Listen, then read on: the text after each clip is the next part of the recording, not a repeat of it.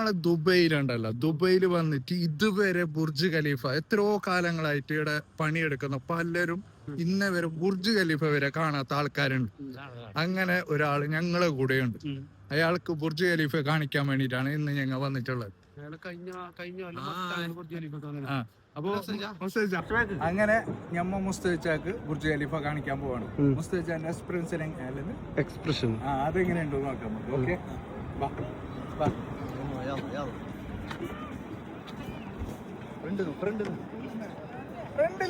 ഫ്രണ്ടിലെ Burj Khalifa ഞാൻ കാണുന്നത് ഇതിൽ കാണുന്നത് ബുർജ് ഖലീഫ കാണിക്കും. ഇല്ല നോക്കി